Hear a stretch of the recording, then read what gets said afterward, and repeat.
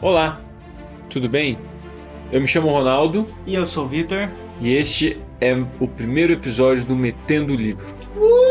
Yay!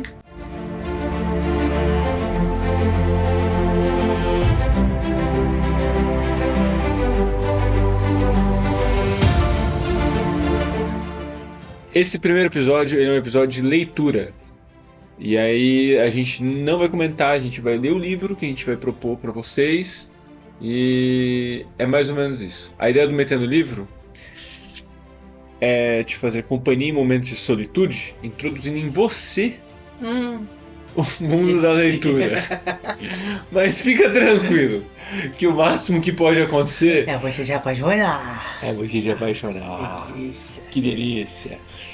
O livro que a gente escolheu para começar é um livro que eu nunca li, o Vitor já leu, né? Mas ele fala sobre um personagem que nós dois gostamos muito e que é o Percy Jackson e os Deuses Gregos. Esse é o nome do livro, escrito pelo Rick Riordan, e a edição que a gente tem ela é ilustrada por John Rocco.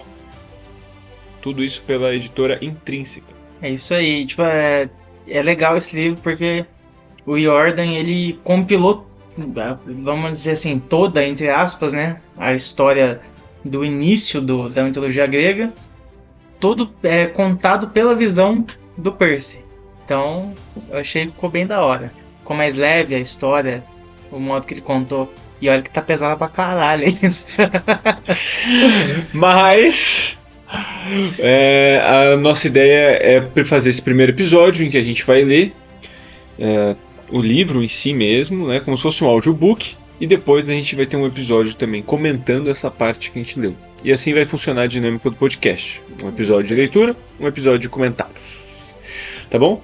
E aí vamos começar então pelo começo, né? Geralmente é assim, pela introdução, que fica na página 9, que comecem os jogos.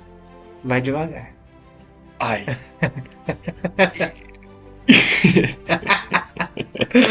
Comece, meu senhor. Vai.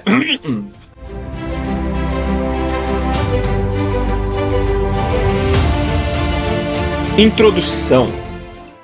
Só espero que eu ganhe uns pontos na média por isso. Um editor de Nova York pediu que eu escrevesse o que sei sobre deuses gregos e fiquei pensando: pode ser anonimamente? Porque não estou a fim de despertar a ira dos olimpianos de novo. Mas, se ainda eu estiver ajudando vocês a conhecer os deuses gregos e a sobreviver caso algum dia eles apareçam na sua frente, então acho que escrever isso tudo vai ser minha boa ação da semana. Para quem não me conhece, meu nome é Percy Jackson. Percy Jackson, para os mais íntimos. Sou um semideus moderno, metade deus, metade mortal. Filho de Poseidon, mas não vou falar muito sobre mim. Minha história já foi escrita em alguns livros de pura ficção. E sou apenas um personagem no enredo. Cough, cough, até parece. Peguem leve comigo quando eu estiver falando dos deuses, tá? Existem, sei lá, 40 trilhões de versões diferentes dos mitos. Portanto, não me venham dizer: ah, eu ouvi diferente, você está errado. Vou contar as versões que fazem mais sentido para mim. Juro que não inventei nada disso. Ouvi todas essas histórias direto dos gregos e romanos antigos que as escreveram originalmente. Podem acreditar, eu não seria capaz de coisas tão esquisitas. Então vamos lá. Primeiro vou contar como o mundo surgiu. Depois vou fazer uma lista de deuses e dar minha humilde opinião sobre cada um deles. Só espero que eles não fiquem furiosos a ponto de atear fogo em mim antes mesmo de... Ah! Brincadeira, ainda estou aqui. Bom, vou começar com a história grega da criação, que aliás é uma tremenda confusão. Coloquem seus óculos de segurança e sua capa de chuva, que vai ter sangue. O começo e tal. No começo, eu não estava lá. Acho que os gregos antigos também não. Ninguém tinha papel, caneta para registrar o que estava acontecendo, por isso não garanto nada do que vou contar. Mas posso dizer que é o que os gregos achavam que tinha acontecido. No começo havia basicamente nada, um montão de nada. O primeiro deus, se é que podemos chamá-lo assim, foi Caos, uma névoa sombria e gosmenta que vagava por aí, contendo toda a matéria do cosmos. Só para vocês saberem, caos significa abismo, e não um abismo qualquer. Com o tempo, caos acabou ficando menos caótico. Talvez tenha se entediado com essa história de ser tão sombrio e enevoado. Parte da matéria contida no caos se aglomerou e solidificou, formando a Terra, que infelizmente desenvolveu uma personalidade com vida. Ela batizou a si mesma de Gaia, a Mãe Terra. Então Gaia era a Terra em si, as pedras, as colinas, os vales, a parafernália toda. Mas Gaia também podia assumir a forma humana. Ela gostava de caminhar pela Terra, o que basicamente era caminhar por si mesma, na forma de uma mulher madura, de cabelos pretos cacheados, usando um vestido verde esvoaçante e com um sorriso sereno no rosto. O sorriso escondia um temperamento perigoso, como vocês já vão ver. Depois de muito tempo sozinha, Gaia olhou para o nada nevoado acima da Terra e disse para si mesma: "Sabe o que seria bom? Um céu. Eu adoraria um céu. E seria legal se ele fosse também um homem bonito, por quem eu pudesse me apaixonar, porque estou meio sozinha aqui embaixo só com essas pedras." Ou o caos ouviu o desejo dela e o realizou, ou então Gaia simplesmente fez com que se tornasse realidade, porque o céu se formou. Um domo protetor acima da Terra que era azul durante o dia e preto à noite. O céu se auto-batizou Urano. Pois é. Outra forma de escrever seu nome é Uranus. Uranus. Uranus. Anus. Uranus. Sabe? Praticamente impossível de pronunciar sem que as pessoas deem risadinhas. É péssimo. Porque ele não escolheu um outro nome, sei lá, algo como Mensageiro da Morte ou José, não sei. Mas talvez isso explique porque Urano era tão mal-humorado o tempo todo. Assim como Gaia, Urano podia assumir a forma humana e visitar a Terra, que era bom, porque o céu fica bem lá no alto, e relacionamentos à distância nunca dão certo. A forma física que Urano assumia era de um cara alto e musculoso, com cabelos escuros e um pouquinho comprido. Ele usava só uma tanga e sua pele mudava de cor. Às vezes era azul com desenhos de nuvens nos músculos, às vezes escura com estrelas cintilantes. Ei, Gaia o fez ser assim. Foi como ela o desejou. A culpa não é minha. Pode ser que vocês aí, às vezes, encontrem ilustrações dele segurando uma roda do zodíaco, representando todas as constelações que passam pelo céu sem parar eternamente. Enfim, Urano e Gaia se casaram. Felizes para sempre? Não exatamente. Um dos problemas foi que Caos ficou um pouco animado com a própria capacidade de criação. Ele pensou com seus enevoados e sombrios botões. Veja só, terra e céu, que divertido. O que mais será que eu consigo fazer? Em pouco tempo, ele criou todo tipo de problema. E com isso quero dizer deuses. A água dispersa na névoa do caos se acumulou nas partes mais profundas da terra e assim gerou os primeiros mares, que naturalmente desenvolveram uma consciência, o deus Pontos. Foi então que Caos pirou de vez. Ele pensou, já sei, que tal um domo igual ao do céu, só que no fundo da terra? Seria demais. Assim, outro domo se formou, dessa vez debaixo da terra. Mas era um domo escuro e turvo, e não muito agradável, pois a luz do céu não chegava até ali.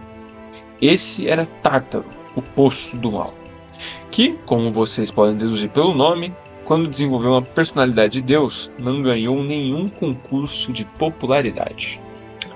O problema era que tanto Pontos quanto Tártaro gostavam de Gaia, o que colocou certa pressão no relacionamento dela com Urano. Vários outros deuses primordiais surgiram nessa fase, mas se eu fosse tentar citar todos, ficaríamos aqui por semanas. Caos e Tártaro tiveram uma filha, não me pergunte como, chamada Nyx, que era a personificação da noite. E então Nyx, totalmente por conta própria, mais uma vez sabe-se lá como, teve uma filha chamada Hemera, que era o dia. As duas nunca se deram bem, porque eram tão diferentes quanto... bem, vocês sabem. De acordo com algumas histórias, Caos criou também Eros, o deus da procriação. Em outras palavras, mamães deusas e papais deuses tendo um monte de bebezinhos deuses. Outras histórias afirmam que Eros era filho de Afrodite. Vamos falar sobre ela mais tarde. Não sei qual versão é a verdadeira, Mas sei é que Gaia e Urano começaram a ter filhos com resultados muito diversos.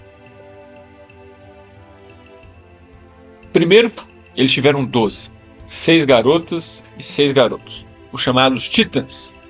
Esses 12, embora parecessem humanos, eram bem mais altos e mais poderosos. Seria de se esperar que os 12 filhos já fossem o bastante para qualquer casal, certo? Afinal, com uma família grande assim, eles poderiam formar o próprio reality show. Além do mais, depois que os Titãs nasceram, as coisas começaram a desandar no casamento de Urano e Gaia.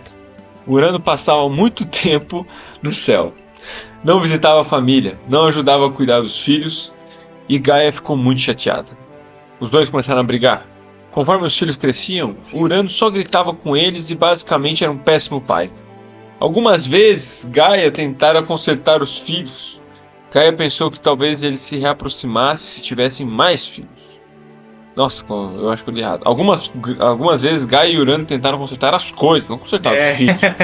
Gaia pensou que talvez eles se reaproximassem se tivessem mais filhos. Ok, certinho agora. Sim. Pois é. Péssima ideia. Ela deu à luz a trigêmeos. O problema era que esses novos filhos eram a própria definição da palavra feiura. Então, eram tão grandes e fortes quanto os titãs, só que curvados e brutos, e precisavam urgentemente de uma depilação. E o pior, tinham apenas um olho no meio da testa. Tudo bem que não devemos julgar pelas aparências, e bem, Gaia amava os filhos. Ela os batizou de Ciclopes. Essa primeira geração acabaria gerando uma raça inteira de outros Ciclopes menores, mas isso foi bem mais tarde. Quando viu os trigêmeos, Urano surtou. Eles não podem ser filhos meus! Nem se parecem comigo! De quem parece essa voz? Pensa bem. Eles são seus filhos sim, seu espertinho. Gritou em resposta. Não ouse me deixar cuidando deles sozinha. Tá ok? Não se preocupe! Não vou fazer isso! Resmungou Urano. Ele saiu enfurecido e voltou com correntes grossas, feitas da pura escuridão do sol noturno, com as quais prendeu os Ciclopes. Porque Ciclope bom é Ciclope morto. Ciclope bom? Ciclope morto? Então, Urano então os jogou no Tártaro, que era a única parte do mundo em que não precisaria olhar para eles. Quanto rigor, não? Gaia gritou e se descabelou, mas Urano se recusou a libertar os Ciclopes. Ninguém ousava se opor às ordens dele, porque àquela altura Urano já tinha conquistado uma reputação de sujeito bastante assustador. Sou o rei do universo!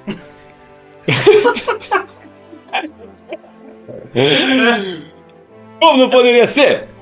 Estou literalmente acima de tudo! Brasil, acima de tudo! Deus acima de todos! Eu odeio você! Choramingou Gaia. Ora essa! Você vai fazer o que eu mandar! Sou o primeiro e o melhor dos deuses primordiais!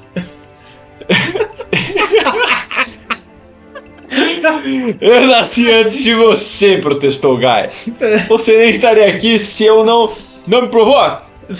Tenho muitas outras correntes de escuridão. Como vocês podem imaginar. Gaia deu um ataque de terremoto, mas não sabia o que mais poderia fazer. Seus primeiros filhos, os titãs, já eram então quase adultos. Eles se sentiam mal pela mãe. Também não gostavam muito do pai, já que Gaia vivia falando mal dele, e com razão. Mas tinham medo de Urano e se sentiam impotentes para detê-lo. Tenho que segurar a onda pelo bem das crianças, pensou Gaia. Talvez eu devesse tentar mais uma vez com Urano. Então ela preparou uma noite romântica caprichada, com velas, rosas, música suave. E eles devem ter reacendido parte da antiga chama, pois, alguns meses depois, Gaia mais uma vez deu à luz a trigêmeos. Como se ela precisasse de mais provas de que seu casamento já era, esses filhos eram ainda mais monstruosos do que os Ciclopes. Tinham 100 braços brotando do peito, como o ouriço do mar e seus espinhos, e 50 minúsculas cabecinhas amontoadas nos ombros. Nada disso importava para Gaia. Ela amava os rostinhos deles, todos os 150. Os novos trigêmeos foram denominados centímetros, mas ela mal teve tempo de batizar cada um, já que Urano foi lá e deu uma olhada neles e os arrancou dos braços de Gaia. Sem dizer nada, ele passou corrente em todos e os jogou no Tártaro como se fossem sacos de lixo reciclável. Sem dúvida o cara tinha problemas. Bem, isso foi a gota d'água para Gaia. Ela esperneou e choramingou e provocou tantos terremotos que os titãs foram correndo até a mãe para saber o que estava vendo.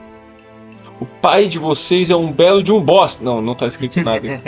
O pai de vocês é um belo de um... Não sei o que ela o chamou. Mas tenho a leve suspeita de que esse tenha sido o momento em que o primeiro palavrão foi inventado. Gaia explicou o que tinha acontecido, depois levantou os braços e fez o chão tremer, conjurando a substância mais dura que conseguiu encontrar em seu domínio terrestre. Usando sua raiva, ela deu forma a essa substância, criando assim a primeira arma do mundo, uma lâmina de ferro curva de cerca de 90 centímetros. Gaia encaixou sua invenção na ponta de um cabo de madeira que improvisou com um galho de uma árvore próxima e mostrou o resultado aos titãs. Contemplem minha criação, filhos meus, o instrumento da minha vingança. Vou chamar isso de foice. Os titãs murmuraram entre si. Para que serve isso? Por que é curvo? Foice se escreve com C cedilha? Um de vocês precisa agir, gritou Gaia. Urano não é digno de ser rei do cosmos. Um de vocês vai matá-lo e tomar o lugar dele. Os titãs trocaram olhares de constrangimento.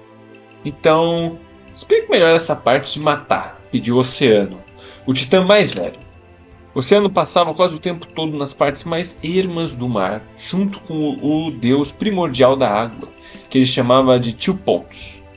O que quer dizer matar? Ela quer que a gente extermine nosso pai, deduziu Temis, sendo uma das titânides mais inteligentes. Ela logo captou o conceito de punir alguém por um crime. Tipo, fazer com que ele não exista mais. Mas isso é possível? Perguntou sua irmã Rhea. Pensei que fôssemos todos imortais. Gaia rosnou de frustração. Não sejam covardes. É muito simples. Vocês vão pegar esta lâmina afiada e pontuda e cortar seu pai em pedacinhos, para que ele não volte a nos incomodar. Quem fizer isso vai ser o novo rei do universo. E eu vou fazer aqueles biscoitos que vocês adoram, aqueles com confeitos em cima. Hoje, nos tempos modernos, temos uma palavra para esse tipo de comportamento. Chamamos de maluquice. Naquela época, as regras de comportamento eram bem menos rigorosas. Talvez vocês se sintam melhor em relação aos seus parentes sabendo que a primeira família que existiu foi também a primeira família disfuncional. Os titãs começaram a apontar um para os outros, murmurando.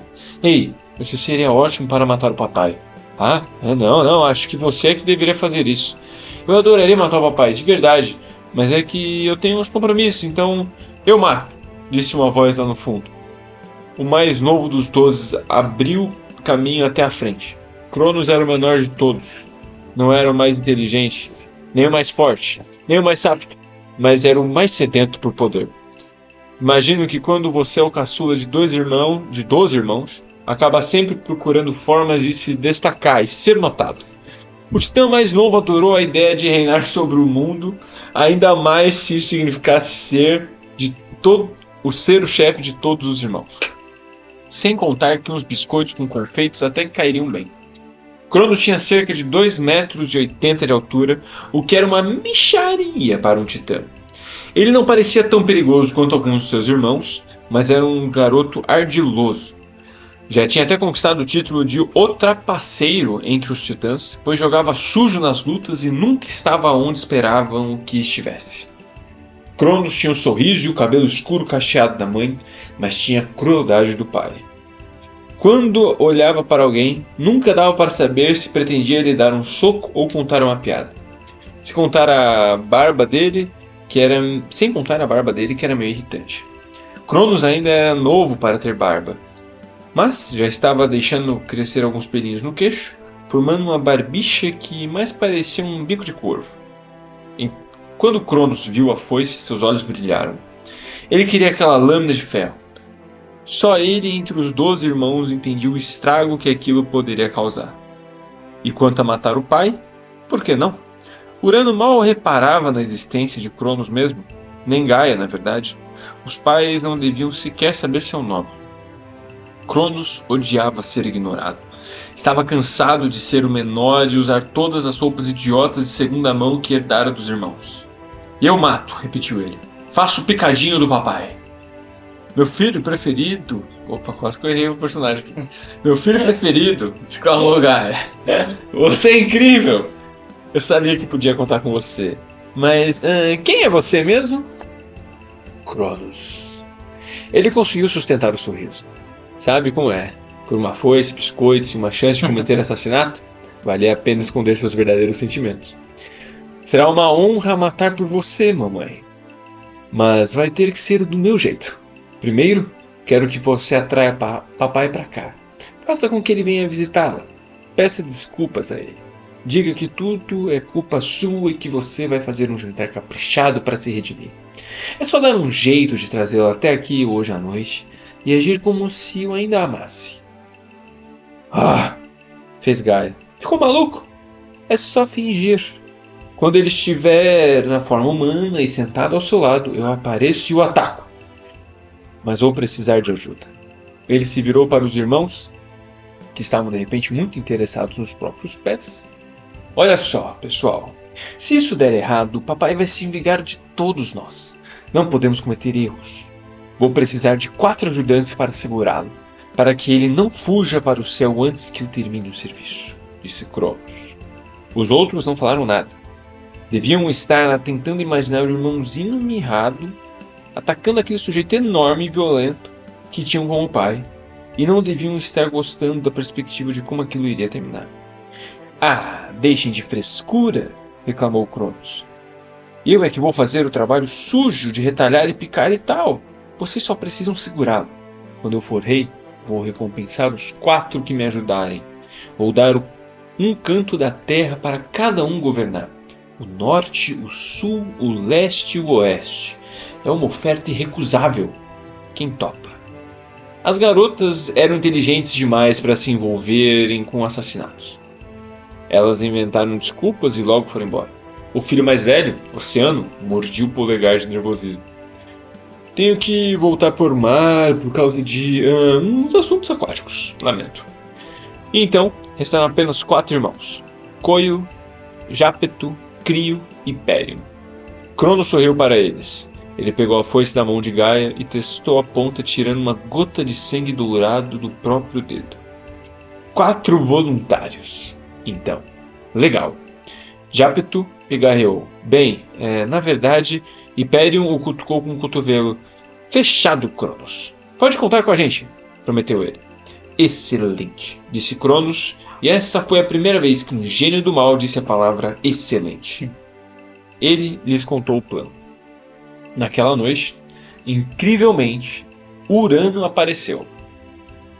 Quando chegou ao vale onde geralmente se encontrava com Gaia e viu aquele suntuoso jantar na mesa, ele franziu a testa. Recebi seu recado? É sério que você quer fazer as pazes? ai, cacete. Recebi seu recado. É sério, quer fazer as pazes? Mas é claro. Gaia estava em seu melhor vestido verde sem mangas. Seu cabelo cacheado estava trançado com pedras preciosas, coisa que ela conseguia com facilidade, já que era a da terra. E cheirava as rosas e jasmim. Reclinada em um sofá à luz suave de velas, ela fez um sinal para o marido se aproximar. Urano se sentiu mal vestido, só com sua tanguinha. Corpinho atlético dele, o corpinho de... Olhando de fora. não tinha penteado o cabelo nem nada. Poxa! Sua pele noturna, escura e coberta de estrelas, provavelmente não contava como traje fino para um jantar elegante. Ele estava começando a achar que devia pelo menos ter escovado os dentes. Será que ele desconfiou de alguma coisa? Não sei. Lembre-se, Ninguém na história do cosmo havia sido atraído para uma armadilha e feito em pedacinhos. Ele seria o primeiro. Cara de sorte. Além disso, ele acabava se sentindo solitário por passar tanto tempo no céu, tendo como única companhia as estrelas e o deus do ar Éter, que na verdade era um grande cabeça de vento, além de Nyx e Hemera, mãe e filha, que discutiam a cada aurora e a cada crepúsculo. Então, Urano sentia as palmas da mão suadas. Ele tinha esquecido como Gaia ficava bonita quando não estava gritando na cara dele como uma louca. Já não está mais zangado comigo? Imagine, garantiu Gaia. E se não se importa de eu ter aguentado nossos filhos e jogado no abismo? Gaia trincou os dentes e forçou um sorriso. Eu não me importo. Nem um pouquinho. Que bom, porque aquelas crianças eram bem feias. Gaia deu uma batidinha no sofá, dizendo: sente-se aqui comigo, meu marido. Urano sorriu e foi até lá, ainda meio constrangido. Assim que ele se sentou, Cronos sussurrou de trás da pedra mais próxima: ora. Os 4 irmãos voluntários surgiram de supetão, saindo de seu esconderijo. Crio tinha se disfarçado de arbusto. Coio tinha um cavalo. Tinha cavado um buraco. Não tinha um cavalo no buraco. Caramba! Pesado? Os caras titãs tudo grande nesses papéis. Coio tinha cavado um buraco e se enfiado ali e coberto a cabeça de galhos. Hyperion tinha se escondido embaixo do sofá. Era um sofá grande. E Jápeto estava tentando se fingir de árvore, com os braços esticados de forma a parecerem galhos. E sei lá como isso se deu. Os 4 seguraram Urano pelos braços e pelas pernas, prendendo-o ao chão, todo esticado, os membros afastados. Cronos emergiu das sombras com a foice de ferro brilhando à luz das estrelas. Oi, pai. O que isso significa? Gaia, odeio que eles me soltem. Ha! Gaia se levantou do sofá. Você não teve misericórdia de nossos filhos, querido? Então não merece misericórdia. Além do mais, quem é que vai a um jantar elegante tanga? Lamentável. Urano lutava em vão. Como ouso? Eu sou o seu do cosmo. Não é mais. Todos ergueram a foice. Cuidado! Se você fizer isso, qual é o seu nome mesmo? Cronos. Não sei se foi desse jeito. Ou foi tipo um Cronos. Se você fizer isso, Cronos, vou amaldiçoar você, ameaçou Urano. Um dia, seus próprios filhos vão destruir você e tomar seu trono. Assim como você está fazendo comigo. Cronos riu. Que tentem. Ele baixou a foice, a lâmina acertou Urano bem no... quer saber? Não consigo nem dizer. Se você é um garoto, imagine a parte do corpo em que seria o mais doloroso. Aí mesmo. O Urano berrou de dor. Foi como o filme de terror de baixo orçamento mais nojento que vocês puderem imaginar. Era sangue para todo lado, só que o sangue dos deuses é dourado e se chama Icor. Uma cena meio The Boys, né? Gotas de cor de Urano atingiram as pedras e as substâncias eram tão poderosas que, mais tarde, quando não tinha ninguém olhando, surgiram criaturas desse cor. 3 demônios alados, as chamadas Fúrias, espíritos da punição. As 3 fugiram imediatamente para a escuridão do Tártaro. Outras gotas de sangue do céu caíram em solo fértil e estas acabaram por dar origem a criaturas selvagens, embora não tão ferozes, as chamadas ninfas e os sátiros. A maior parte do sangue, porém, simplesmente sujou tudo em volta. É sério. Aposto que Cronos nunca conseguiu tirar aquelas manchas da camisa. Muito bem, irmãos, exclamou Cronos, sorrindo de orelha a orelha. O líquido dourado escorria pela foice. Jápeto vomitou. Os restantes riram e deram tapinhas de felicitações nas costas uns dos outros. Meus filhos, estou tão orgulhosa. Biscoitos e pães para todos, disse Gaia. Antes de seguir para a comemoração, Cronos juntou na toalha de mesa os pedaços que restavam do pai. Talvez por se ressentir do irmão mais velho, Oceano, por não ter ajudado com o assassinato, Cronos jogou o pacote no mar.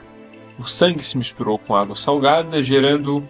Bem, depois vocês vão saber o que isso surgiu. Agora vocês me perguntam: Ei, mas se Urano for morto, por que eu olho para cima e ainda vejo o céu? Resposta: sei lá.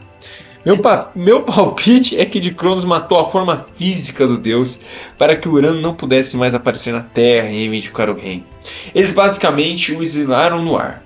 Então ele não está de fato morto, mas agora não pode fazer nada além de ser esse domo inofensivo que cobre o mundo. Continuando, Cronos voltou ao vale e todos os titãs deram uma festa. Gaia então nomeou Senhor do Universo. Até fez para ele uma coroa de ouro super bacana e exclusiva, do tipo edição de colecionador. Cronos, em cumprimento à promessa que fizera, deu aos 4 irmãos que o ajudaram controle sobre os 4 cantos da terra. Jápeto se tornou o titã do oeste, Hyperion ficou com o leste, Coio com o norte e Crio com o sul. Naquela noite, Cronos ergueu seu cálice de néctar, que era a bebida preferida dos imortais, e tentou abrir um sorriso confiante, pois reis sempre devem parecer confiantes, muito embora na verdade já estivesse começando a ficar preocupado com a maldição que o pai lançara, a de que um dia o filho de Cronos também o destronaria. Mesmo assim, ele gritou: Meus irmãos, um brinde! Eis que demos início a uma era de ouro. E, se você curte mentiras, roubos, facadas nas costas e canibalismo, então continue a ler, porque definitivamente foi uma era de ouro para tudo isso.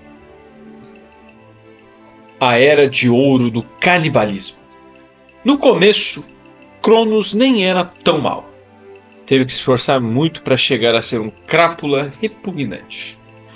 Ele soltou os ciclopes e os centímonos do Tártaro, o que o deixou Gaia feliz.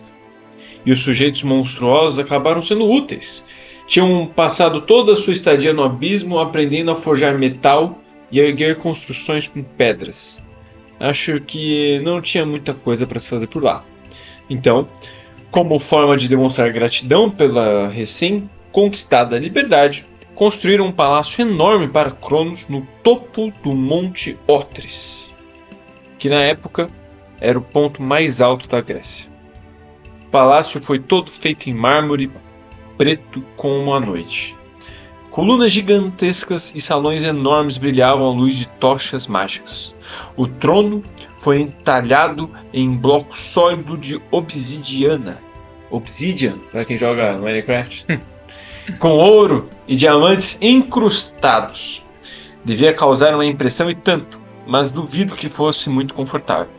Bem, Cronos não se importava com isso. Ele era capaz de ficar sentado naquele trono o dia todo, observando o mundo inteiro abaixo dele, e gabando-se com uma risadinha maligna. Meu! Tudo meu! O primeiro sedentário. Seus irmãos e irmãs titãs preferiram nem discutir. Afinal, já tinham conseguido marcar seus territórios. Sem contar que, depois de vê-lo manejar aquela foice, não queriam se indispor com ele. Além de ser o rei do cosmos, Cronos se tornou o titã do tempo. Não era um poder do nível do Dr. Who nem nada, que permitisse surgir em qualquer momento do fluxo temporal. Mas ele podia fazer o tempo passar mais devagar, ou mais rápido de vez em quando. Sempre que vocês estiverem em uma aula muito chata que parece durar uma eternidade, podem culpar Cronos. Ou quando o fim de semana for curto demais, isso também é culpa do Cronos. Ele estava especialmente interessado no poder destrutivo do tempo. Por ser imortal, para Cronos era inacreditável o que os poucos anos podiam fazer a uma vida mortal. Por pura diversão, ele viajava pelo mundo acelerando a vida de árvores, plantas e animais, só para vê-los murchar e morrer. Ele nunca se cansava disso. Quanto a seus irmãos, Os 4 que o haviam ajudado a assassinar Urano receberam como recompensa os 4 cantos da Terra. O que é estranho, considerando que os gregos achavam que o mundo era um círculo grande e achatado, como um escudo, e portanto não tinha cantos. Mas deixa pra lá. Parênteses. Ainda tem gente que pensa nessa Terra diferenciada. Só que agora é quadrada. É plana. Crio era o Titã do Sul. Ele escolheu o carneiro como símbolo, pois a constelação de Hades aparecia na parte sul do céu. Sua armadura, azul marinho, era pontilhada de estrelas. Chifres de carneiro se projetavam de seu elmo. Crio fazia o tipo sombrio e silencioso. Ficava lá na extremidade sul do mundo, contemplando as constelações e pensando coisas profundas. Ou talvez só ficasse pensando que deveria ter pedido um trabalho mais empolgante. Coio, o Titã do Norte, morava no lado oposto do mundo, obviamente. Ele, às vezes, era chamado de Polos, porque seu domínio era no Polo Norte. Isso foi bem antes de Papai Noel ir morar lá. Coio foi também o primeiro Titã a ter o dom da profecia. Na verdade, Coio significa literalmente pergunta. Ele podia fazer perguntas para o céu, e às vezes o céu sussurrava as respostas. Sinistro? Pois é. Não sei se ele se comunicava com o espírito de Urano ou o que, mas seus vislumbres do futuro eram tão úteis que os outros titãs começaram a lhe pedir que fizesse perguntas mais intensas, como: vai chover no sábado? Ou Cronos vai me matar hoje? Ou que roupa eu uso para ir ao baile de Rhea? Esse tipo de coisa. Depois de um tempo, Coio acabou passando o dom da profecia para os filhos. Hyperion, o Titã do Leste, era o mais espalhafatoso dos 4. Como a luz do dia vinha do leste todo dia de manhã, ele se autodenominou Senhor da Luz.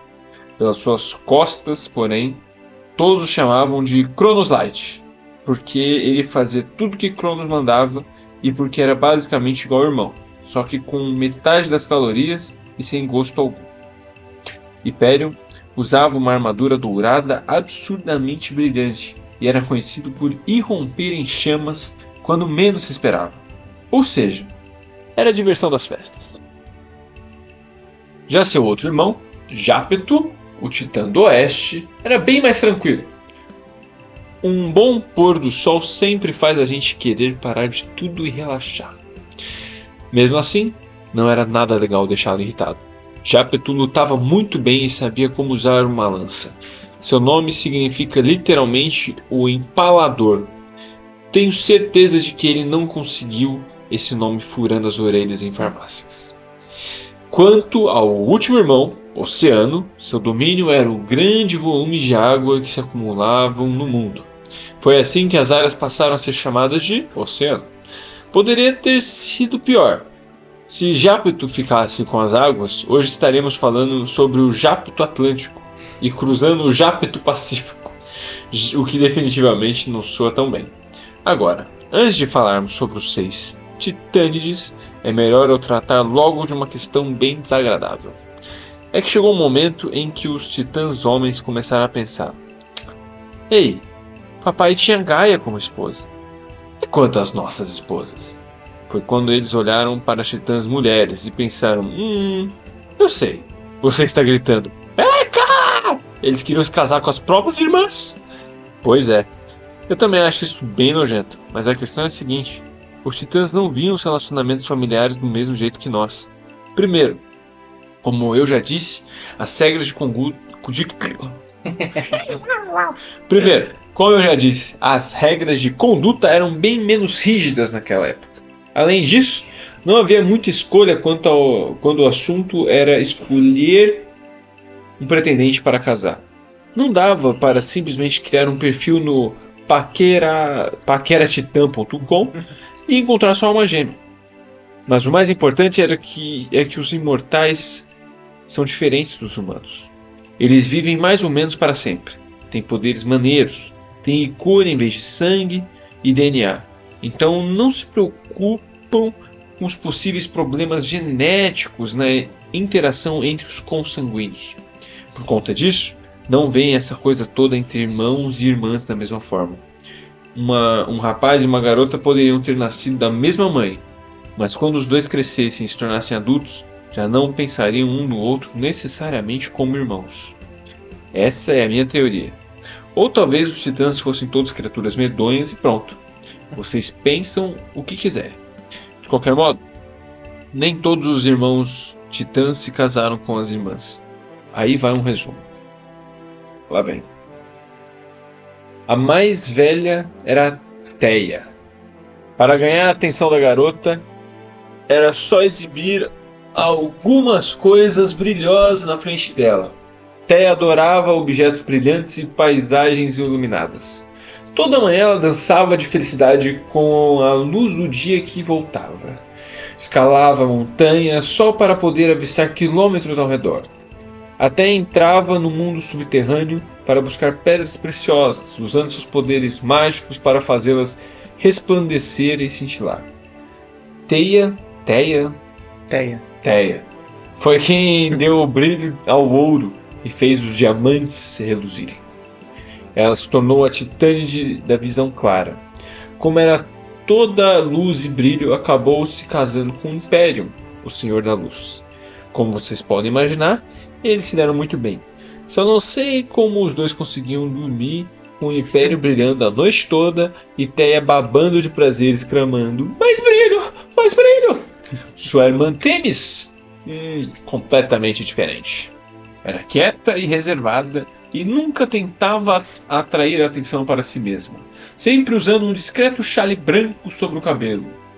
Ainda bem, nova Themis percebeu que tinha uma noção natural do certo e errado.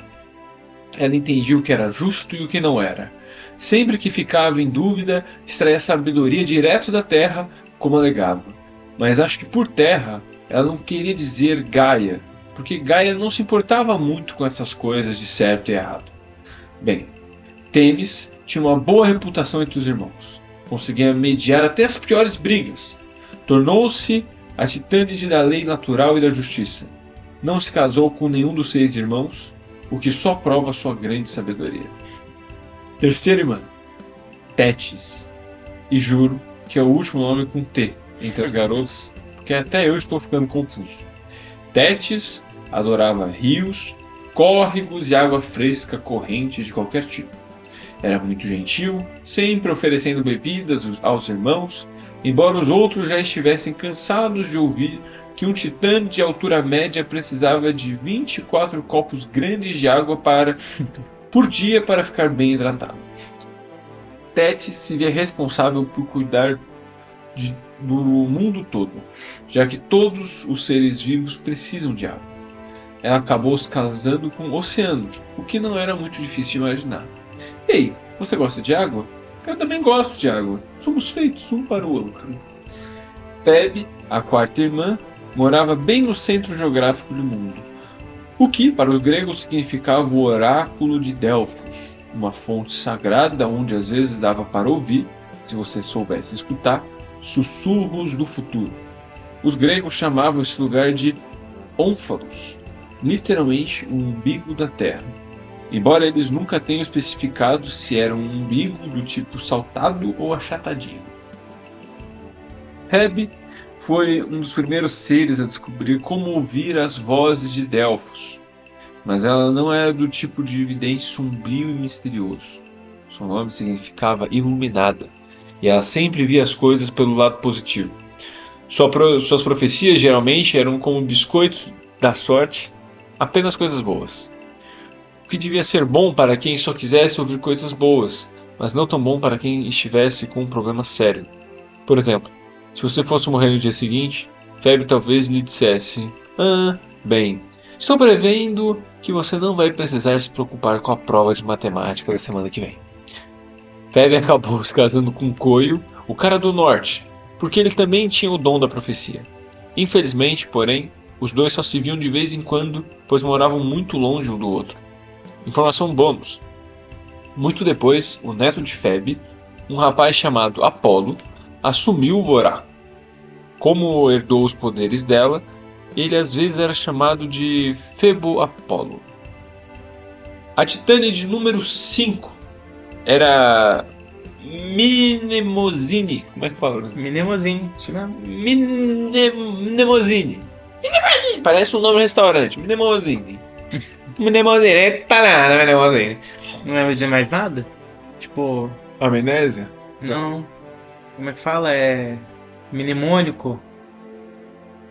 Não lembra disso? Tipo assim, não é processo. Esqueci a palavra certa primeiro, né? Bagulho mnemônico. Tipo assim, é um jeito de você lembrar de algo.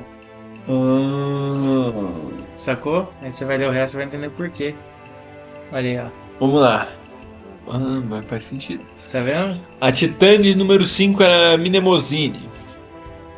Aliás, pessoal, com a minha dislexia, tive que conferir umas 20 vezes se eu tinha escrito esse nome certo. E ainda eu devo ter errado. Tenho quase certeza que se pronuncia Mnemosine. Enfim, Mnemosine nasceu com memória fotográfica muito antes de qualquer um saber o que era uma fotografia. É sério, a garota se lembra de tudo. Dos aniversários das irmãs, de fazer o dever de casa, de levar o lixo para fora, de dar comida para os gatos. Em certos aspectos, isso era bom. Ela mantinha os registros da família e nunca esquecia de nada. Por outro lado, tê-la por perto era um saco, porque ela nunca deixava ninguém esquecer nada. Sabe aquela coisa constrangedora que você fez aos 8 anos de idade? Pois é, ela lembrava. Aquele dinheiro que você pediu emprestado a ela 3 anos atrás. Ela lembrava.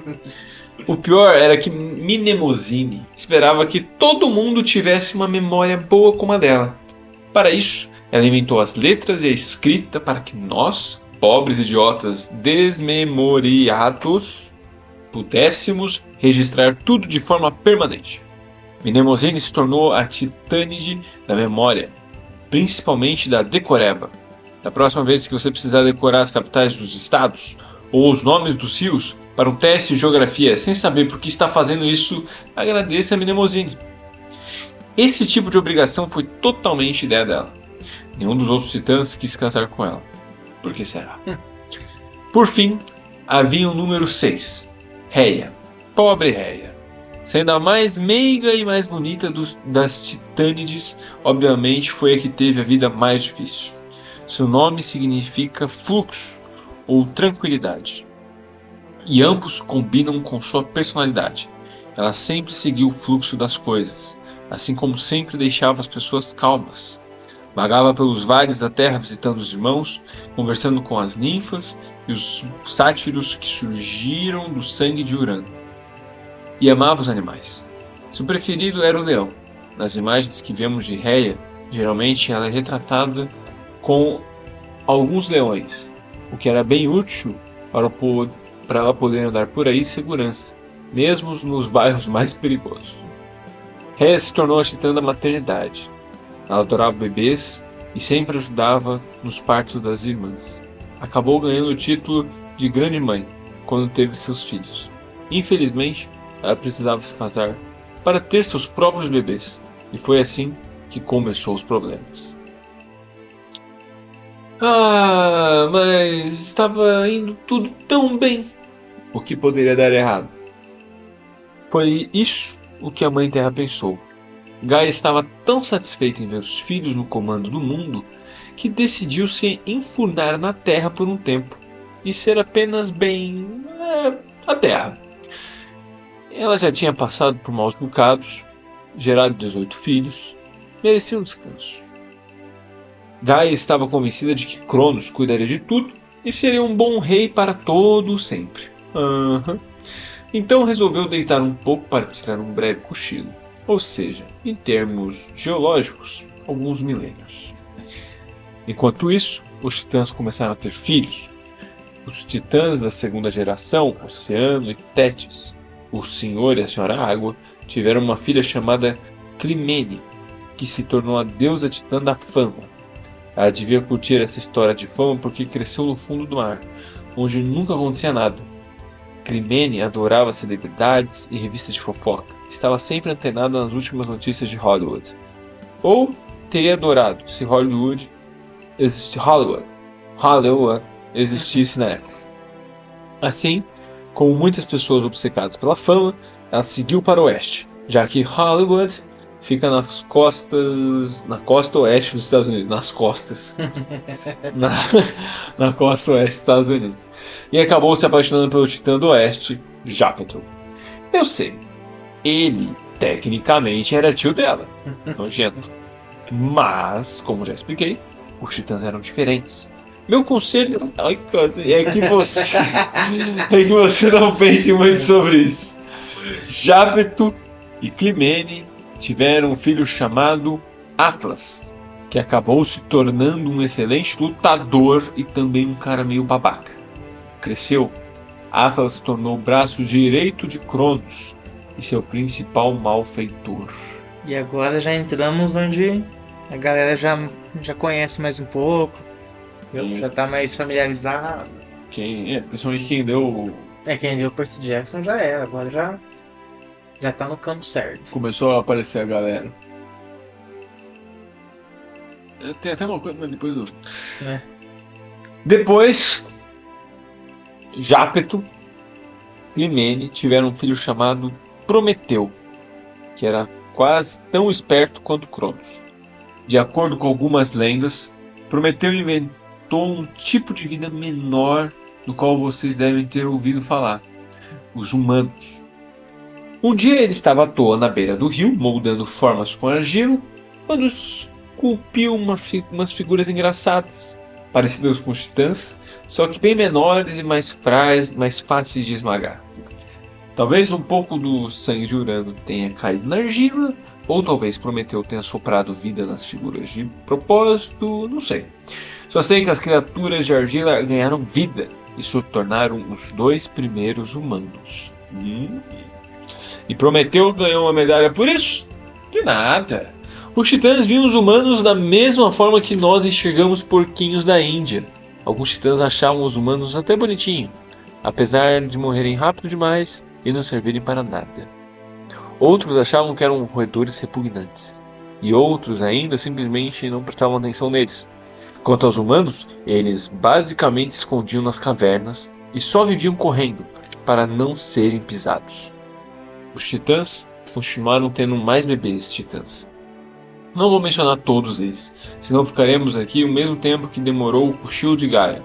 Mas Coio e Febe, o casal das profecias, tiveram uma menina chamada Leto, que decidiu que queria ser a protetora dos jovens. Foi a primeira babá do mundo. Todos os pais e mães titãs ficavam felizes ao vê-la. Hyperion e Theia, Hyperion e Theia, o senhor e senhora reluzentes, tiveram gêmeos Hélio e Selene, que eram responsáveis pelo Sol e pela Lua. Faz sentido, não? Nada é mais reluzente que o Sol e a Lua. Hélio guiava a carruagem do Sol pelo céu todos os dias, mesmo sem poder contar com o recurso de acumular milhas. Ele se achava muito exuberante e tinha o irritante hábito de chamar o Sol de sua imã de gatinhas. Selene já era mais discreta. Guiava a carruagem prateada da lua pelo céu à noite e ficava na dela. Da última vez que se apaixonou, foi a história mais triste do mundo. Mas isso é assunto para depois. Bem, havia um titã que não pretendia se casar nem ter filhos. Esse titã era Cronos, o rei do universo. Ele só ficava sentado em seu trono no palácio do Monte Otris. Não, tanto faz isso. Outris. Monte Outris ou Monte Otris para você? E foi ficando muito mal-humorado de ver todo mundo menos ele se divertindo. Lembram-se da maldição que Urano lançou sobre ele? De que um dia seus filhos o destronariam? Cronos não conseguia tirar isso da cabeça. No começo, ele disse para si mesmo: tranquilo. É só não me casar e nem ter filhos. Mas é um saco ficar sozinho quando todo mundo está arrumando alguém e formando uma família. Cronos tinha ganhado o trono de forma justa, mas a maldição tirou toda a graça de ter feito o picadinho do pai. Agora ele vivia com medo de ser destronado, enquanto os outros aproveitavam a vida. Não era legal. Seus parentes quase não o visitavam mais. Depois que Gaia voltara para dentro da terra, eles tinham parado de ir ao palácio para o almoço de domingo. Os irmãos diziam que estavam ocupados, mas Crono desconfiava de que todos estavam era com medo dele. Tudo bem. De fato, tinha o temperamento e a crueldade do pai. Sua foice era intimidante. Além do mais, ele tinha a tendência levemente perturbadora de gritar: "Vou matar todos vocês!" sempre que alguém o deixava furioso. Mas que culpa ele tinha, poxa? Até que um dia ele surtou de vez. Acordou com o barulho de um ciclope martelando um pedaço de bronze ao lado da janela do seu quarto. Eram 7 da manhã em um fim de semana.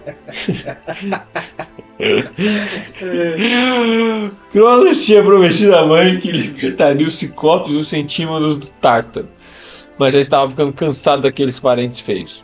E os malditos iam ficando cada vez mais repugnantes à medida que cresciam. Cheiravam a banheiro químico. A higiene pessoal deles era tipo zero, e eles só viviam fazendo barulho, construindo coisas, martelando metal, cortando pedra. Tinham sido úteis na construção do palácio, mas agora eram apenas irritantes. Cronos chamou Atlas, Hyperion e alguns dos seus outros capangas, que juntos cercaram os ciclopes dos centímetros e disseram que iam levá-los para um singelo passeio pelo campo a fim de contemplarem as flores. E dizendo isso, pularam nos pobrezinhos, meteram-nos em correntes de novo e jogaram de volta ao Tártaro. Tá vendo? Muito filha da puta, né? Tem um filme, gente, que retrata bastante, bem explícito isso daí, chama O Poderoso Chefão. Prossiga. Muito. Se Gaia acordasse, não ficaria nada feliz. Mas e daí? Cronos era o rei. Mamãe teria que aceitar. As coisas ficaram bem mais tranquilas no palácio depois disso. Mas Cronos ainda sofria de um sério problema de mau humor. Não era justo ele não poder ter uma namorada. Na verdade, ele já tinha uma garota em mente. Secretamente, ele tinha uma queda por Rhea. Ela era linda. Todas as vezes que a família Titã se reunia, Cronos lançava olhares para ela. Se reparava em algum outro cara flertando com Rhea, ele chamava para uma conversa particular com a foice na mão e lhe avisava para nunca mais fazer aquilo. Ele adorava ouvir a risada de Rhea. O sorriso dela era o mais luminoso que o imã de gatinhas de hélio. Quer dizer, do que do sol. Ele adorava o cabelo escuro e cacheado caindo pelos ombros dela. Os olhos dela eram verdes como campina e a boca, bem, Cronos sonhava em beijar a boca dela. Errei tudo aqui. Os olhos dela eram verdes como campinas e a boca, bem, Cronos sonhava em beijar aquela boca. Além do mais, Rhea era uma graça de garota.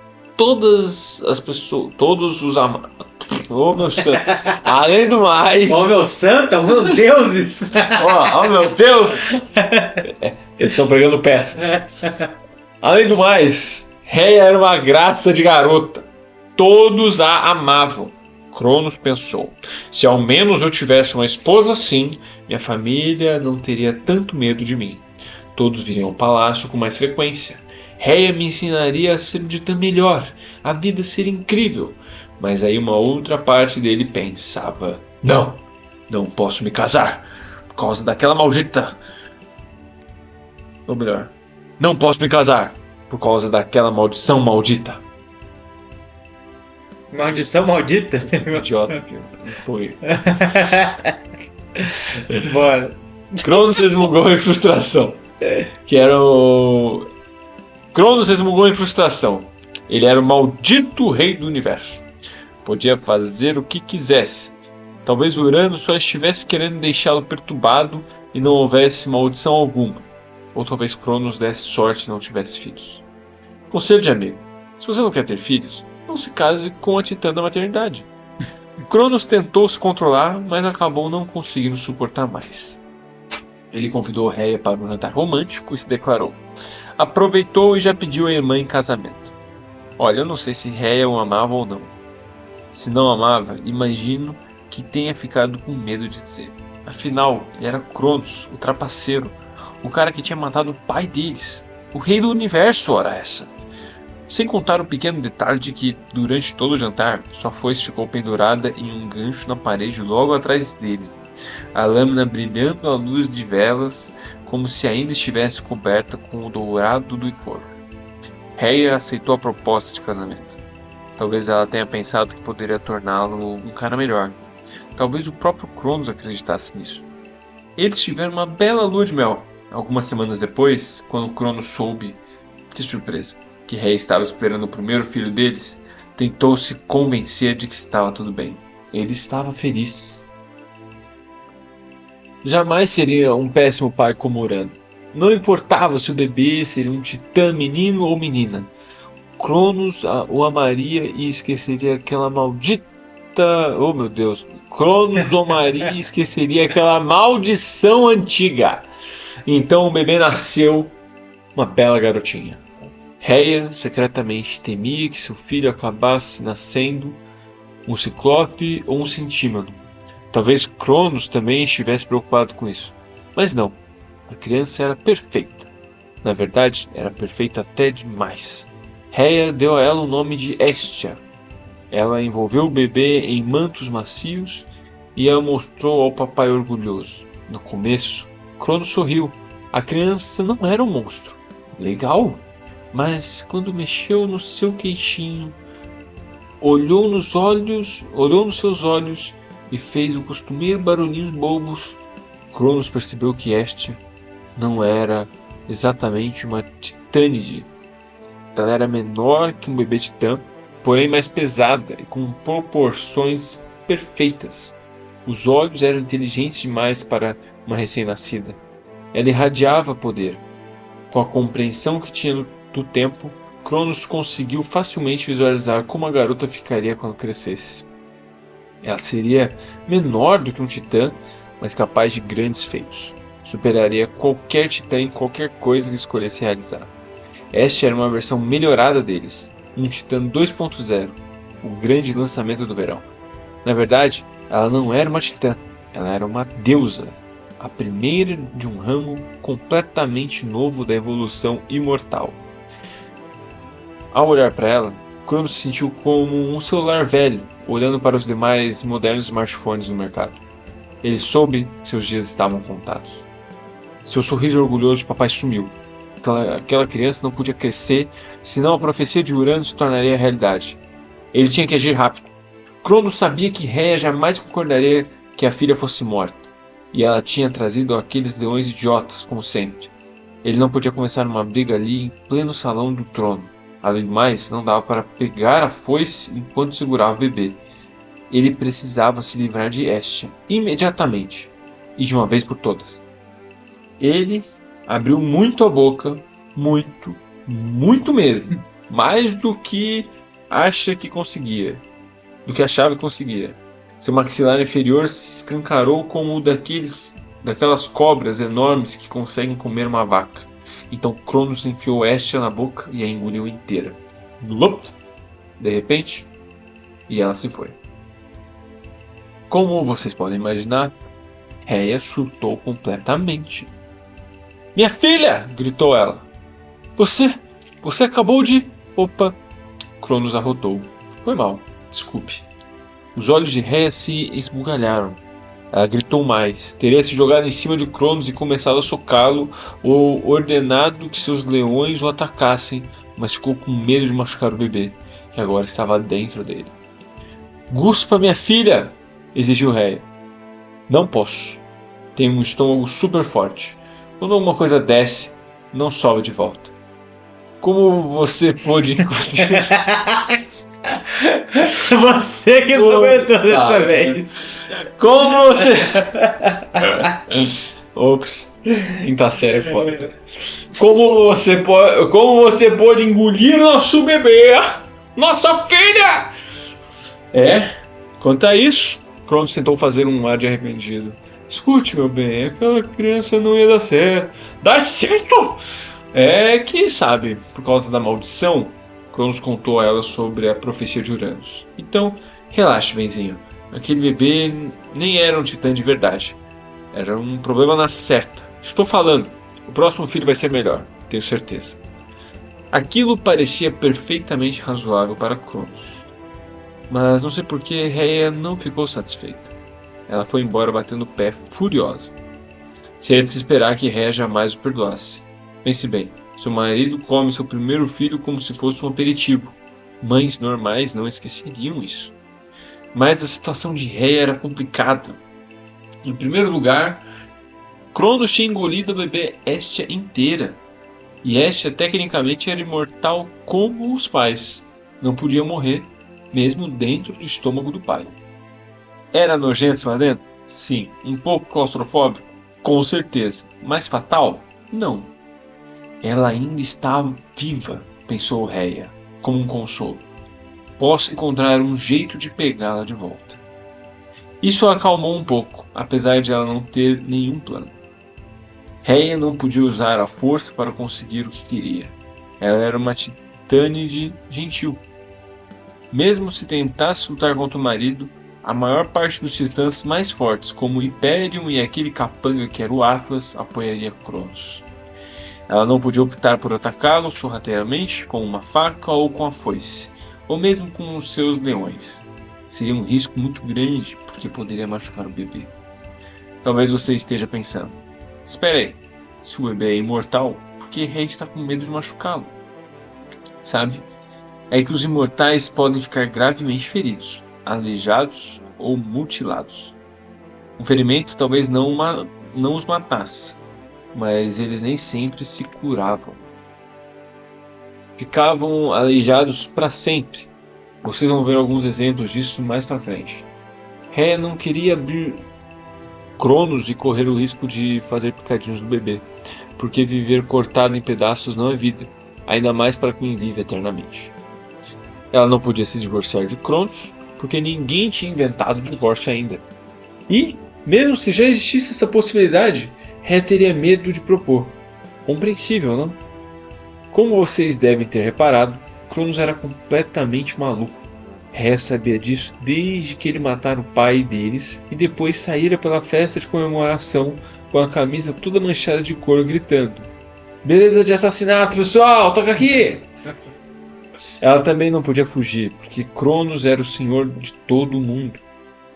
A não ser que quisesse pular no Tártaro, coisa que ela não queria, não havia para onde ir. O melhor que podia fazer era continuar por perto e esperar que, com o tempo, encontrasse uma forma de recuperar Hestia. Cronos tentou ser legal com ela. Comprou presentes, levou para o jantar, como se alguma coisa dessas pudesse fazê-la esquecer o bebê dentro da barriga dele.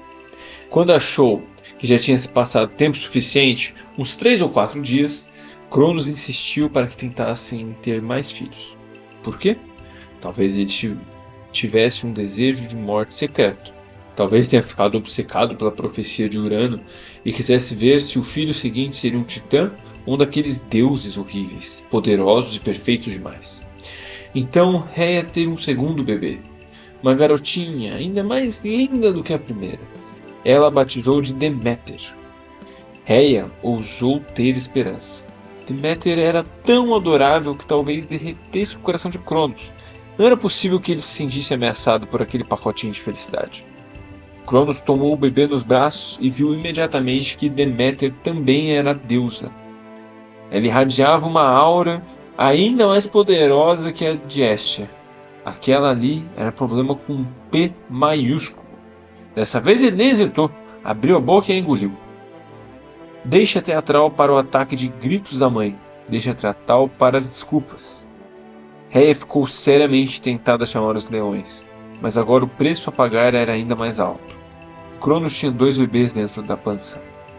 Eu sei, você está pensando que a barriga do Sr. Titã estava ficando um tanto lotada, mas os deuses são meio que flexíveis quanto ao tamanho. Às vezes são enormes, outras vezes não muito maiores que humanos. Eu não estava lá na barriga de Cronos, felizmente, mas acho que os pequenos bebês imortais simplesmente continuaram pequenos.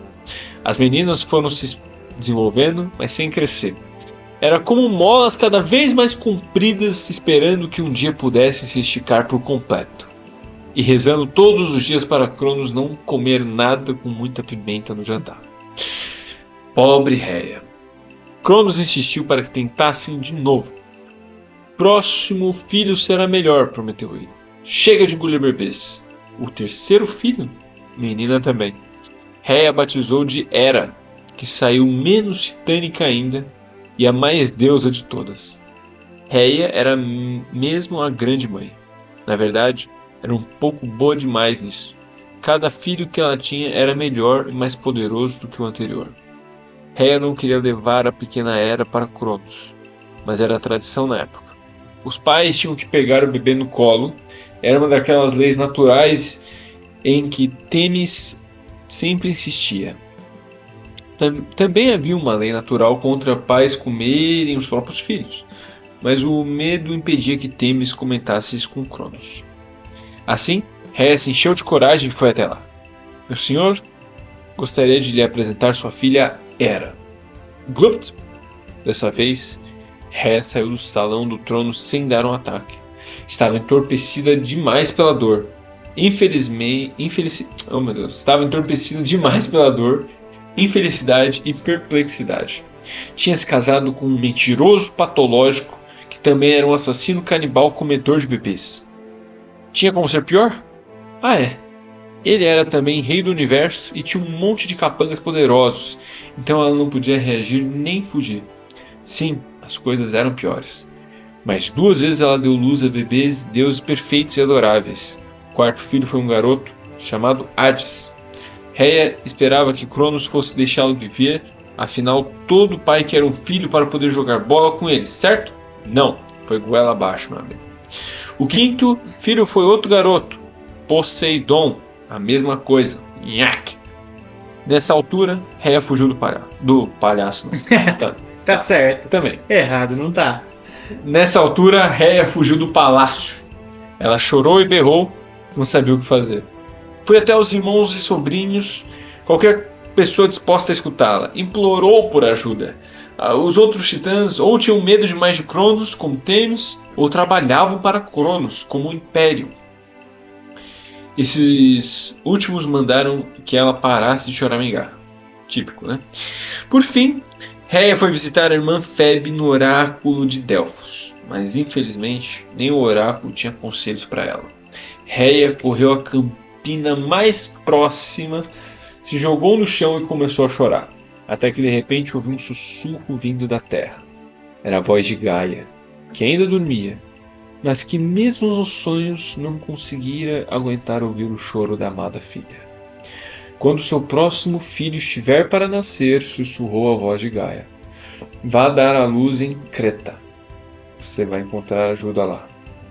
Esse seu filho será diferente. Ele vai salvar os outros. Rhea fungou e tentou se recompor. Onde é Creta? É uma ilha no sul, respondeu a voz de Gaia. Pegue o mar Jônico até Kalamata, mais ou menos, então vire à esquerda e... Quer saber? Você vai encontrar o lugar.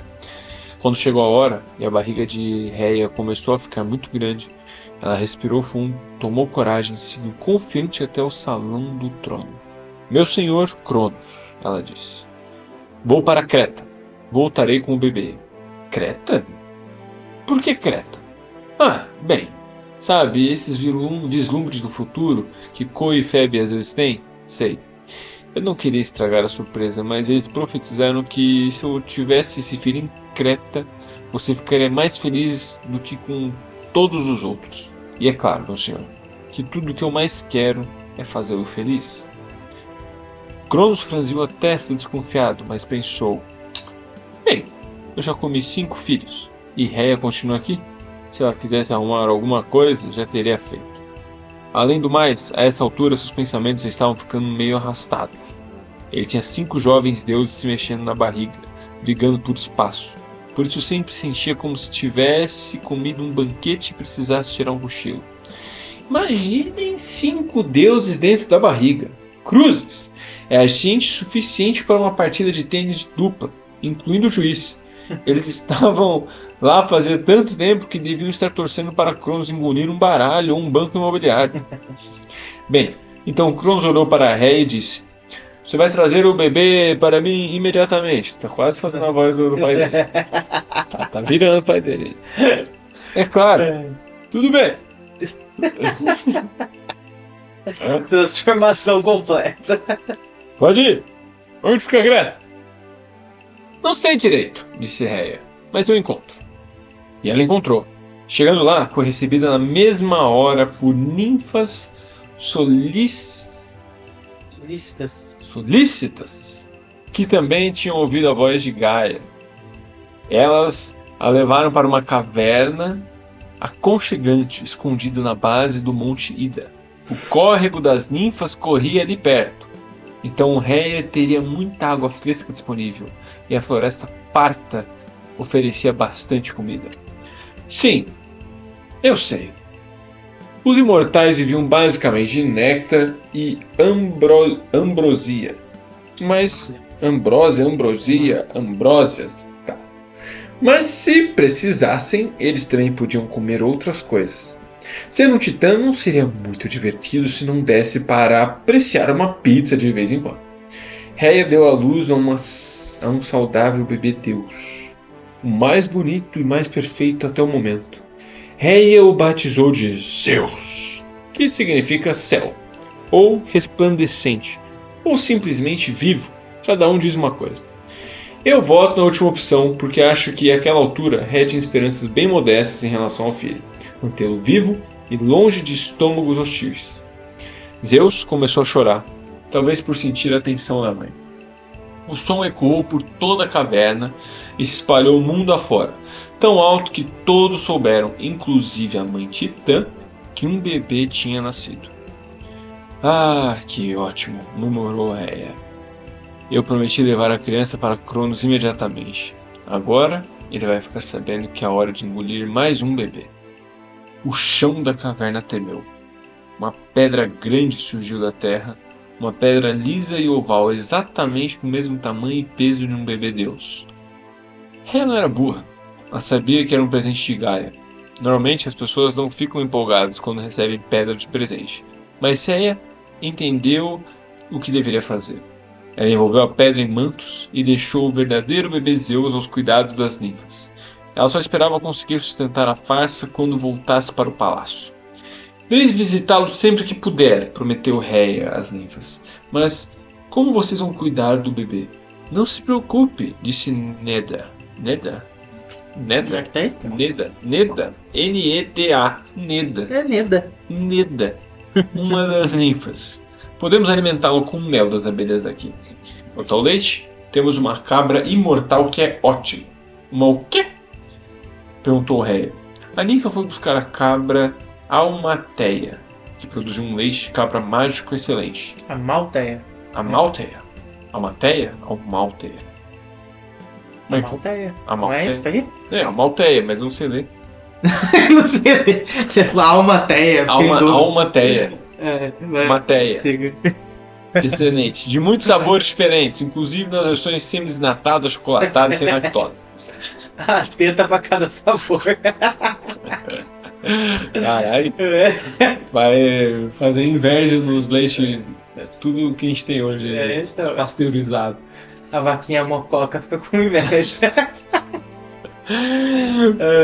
Bela cabra, admitiu Rhea. Mas e se o bebê chorar? Cronos tem uma audição incrível, mesmo no alto do Monte Otris. Você já deve ter notado que essa criança tem pulmões excelentes. Crono vai desconfiar de alguma coisa. Neda ponderou sobre isso. Ela levou Rhea até a entrada da caverna e chamou a Mãe Terra. Oh, Gaia, sei que você está dormindo, me desculpe perturbá-la, mas seria bom se tivéssemos ajuda para cuidar dessa criança. De preferência, uma ajuda muito barulhenta. O chão tremeu de novo. 3 novos ajudantes surgiram, nascidos da terra e do sangue derramado de Urano. Como eu falei, o tal de cor se espalhou para todo lado. Os novos sujeitos eram humanoides grandes e peludos, vestidos com peles e penas e couro, como se estivessem a caminho de um festival primitivo no meio da floresta tropical. Estavam armados com lanças e escudos, por isso pareciam mais caçadores do que babás. Somos os Curetes! Gritou um em plenos pulmões. Viemos ajudar! Obrigada, disse Rhea. Mas você precisa falar tão alto? Já estou sussurrando! Gritou o guerreiro. O bebê Zeus voltou a chorar. Os 3 guerreiros começaram imediatamente a fazer os passos de dança tribal bem legais, batendo com as lanças nos escudos, gritando e cantarolando. Assim, eles conseguiram disfarçar o choro muito bem. Não sei porquê, mas o bebê Zeus parecia gostar do barulho. Ele adormeceu nos braços da ninfa Neda. Os curetes pararam. Tudo bem então, disse Rhea com ouvidos unindo. Parece que vocês têm tudo aqui sob controle. Torçam por mim. De volta ao Monte Otris. Eu pulei uma parte, peraí. Ela pegou o bebê de mentira, viu, gente? De volta ao Monte Otris, Rhea entrou determinada no Salão do Trono, a pedra aninhada nos braços. Estava apavorada com a possibilidade de o plano não dar certo, mas depois de tantos anos casada com Cronos, estava aprendendo a ser uma boa atriz. Ela foi direto ao rei canibal e gritou: Este é o melhor bebê de todos. Um garotinho lindo chamado Pedrito. Imagino que você vai comer. Cronos fez uma careta. Na verdade, não estava animado para engolir mais um bebê deus. Ele estava de barriga cheia. Mas um rei deve cumprir com seu dever. Pois é, me desculpe, querida. Eu tenho que fazer isso. Tem a profecia e tudo mais. Eu odeio você, gritou ela. Urano foi um péssimo pai. Mas pelo menos ele não engoliu nenhum de nós. Cronos rosnou. Me dê logo essa criança. Não! Cronos rugiu. Escancarou a boca, exibindo a enorme flexibilidade dos maxilares. Já! Ele pegou a pedra embrulhada e a enfiou goela abaixo sem nem olhar. Exatamente como o rei esperava. Na barriga de Cronos, os 5 jovens deuses não digeridos ouviram a pedra descer rolando pelo esôfago. Ospa de novo! Gritou Poseidon. Os 5 se ajeitaram para abrir espaço, o máximo que conseguiram naquele aperto, e Pedrito caiu no meio deles. Isso não é um bebê, reparou Hades. Acho que é uma pedra. Muito perspicaz ele. Enquanto isso, no Salão do Trono, Rhea deu um show de birra merecedor do Oscar. Ela gritou, bateu os pés e chamou Cronos de todo tipo de nome nada elogiosos. Pedrito! Choramingou ela. Não!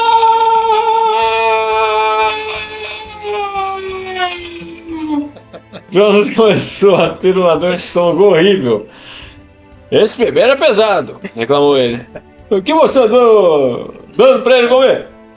Que importância tem isso pra você? Não vou ter mais filho nenhum. Isso não era problema para Cronos. Ele estava cheio. Rhea saiu correndo e gritando do Salão do Trono e ele não tentou impedi-lo. Com o tempo, as coisas se acalmaram no palácio. Cronos agora estava convencido de que tinha despistado a maldição de Urano. Não tinha como seus filhos o destronarem, pois ele sabia exatamente onde todos estavam. Ele era o rei do cosmos e jamais seria desposto. Enquanto isso, Rhea visitava o Monte Ida sempre que podia. À medida que o bebê crescia, ela fazia ouvir muitas histórias de Niná sobre seu pai horrível e seus 5 irmãos não digeridos que estavam esperando para serem resgatados da barriga de Cronos. Portanto, vocês já sabem que, quando Zeus atingir a maioridade, vai haver um embate de proporções épicas entre pai e filho.